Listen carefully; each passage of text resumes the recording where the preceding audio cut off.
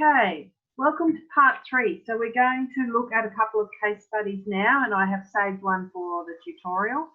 But we're going to look at a male child sex offender and a female child sex offender in this section.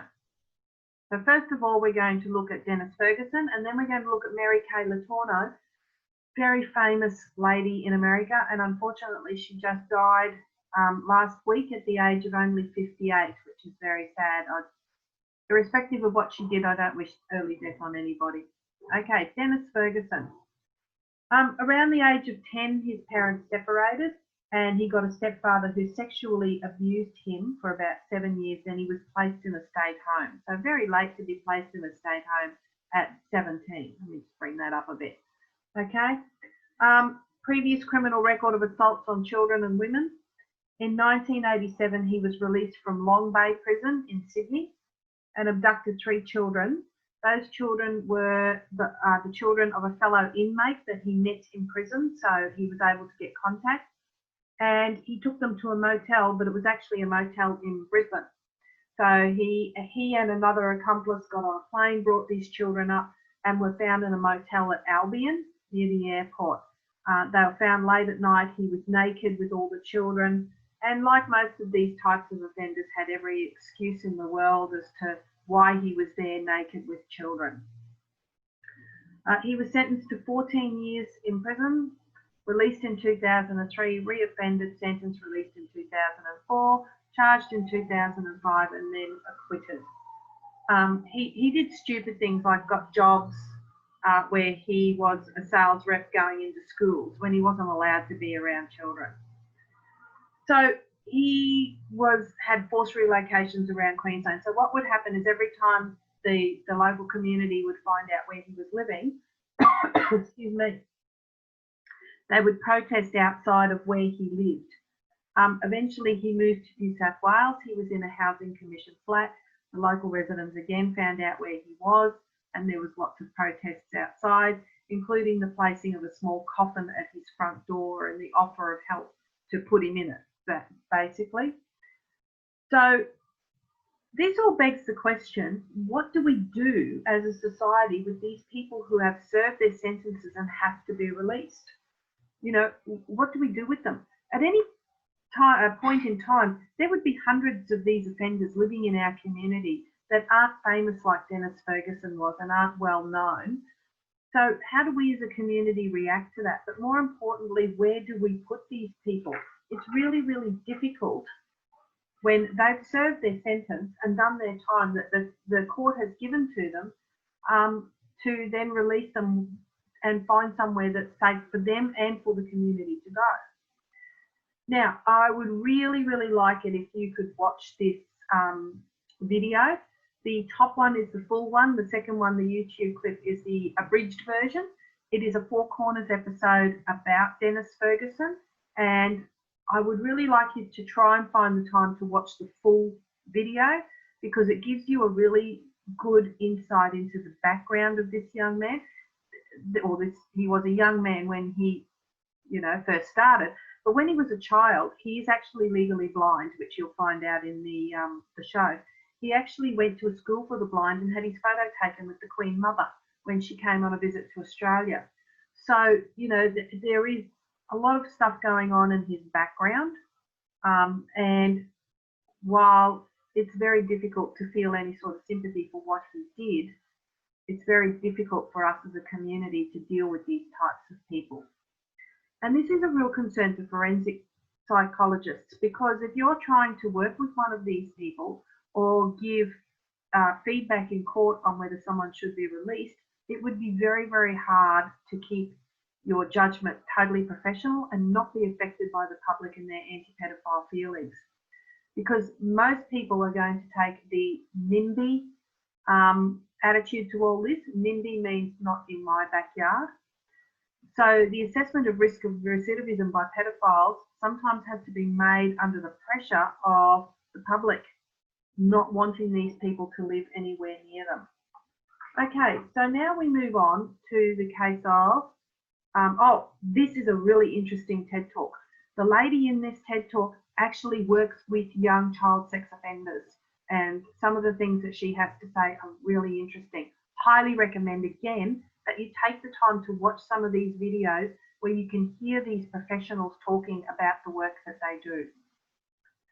All right, females as sex offenders, something that we don't tend to talk about as much, but does happen.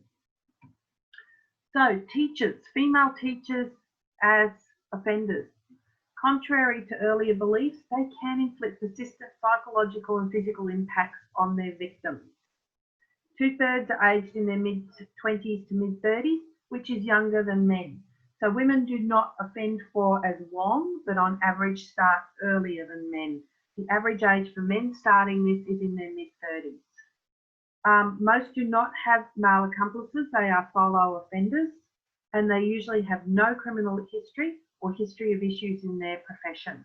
Okay, there is no criminal misconduct history. Males typically offend against girls aged 12 and under, whereas females offended against males aged 15 to 16 on average.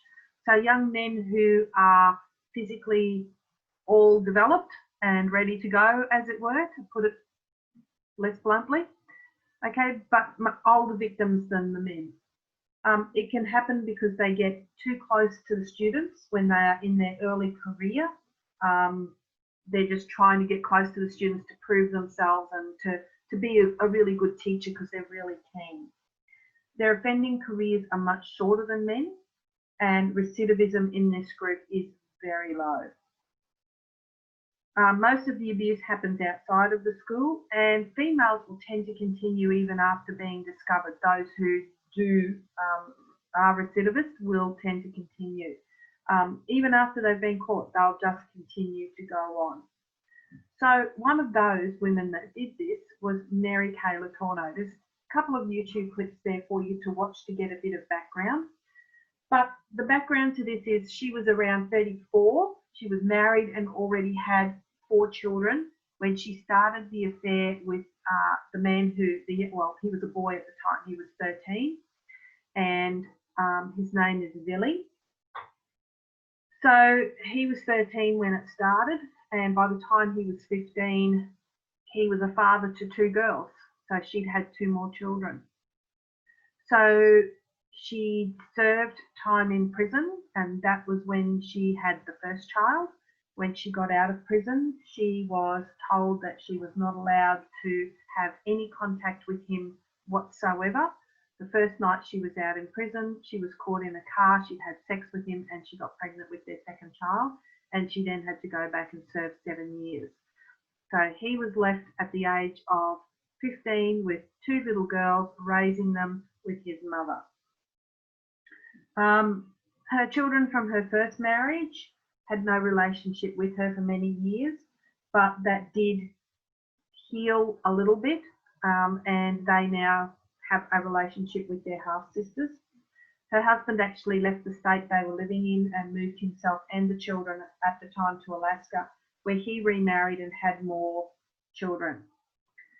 Once Billy turned 21, there was no reason why they couldn't be together, and they married. Didn't have any more children, obviously, because she would have been well into her 40s by then. But they did divorce in 2019, so the marriage did not last. She died in July 2020 from cancer. So he's now a man in his mid to late 30s with daughters who are in their mid-20s, which is a really, really different way of looking at things. So,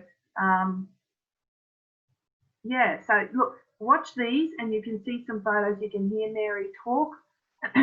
She just fell blindingly head over heels in love with this kid, and they went on to get married and were married for quite a long time, raising their 2 girls, as well as having relationships with the other 4 children who are not that much younger than him. You know, he is only a little bit older than the 4 children that she already had. Okay.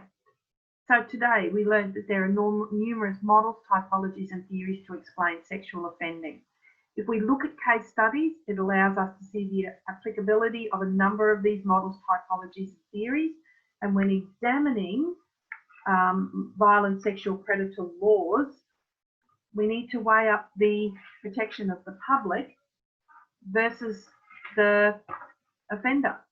So does the offender have individual rights and liberties? That's something that I want you to actually think about this week. Again, highly recommend, please, that you go back and watch those videos. You'll learn a lot about a child sex offender from watching Dennis and from watching Mary Kay, and hopefully that'll give you a much better insight. All right, that's it for this week. 3 little lectures, and I will see you in tutorial on Monday. Hope you all have a really great weekend.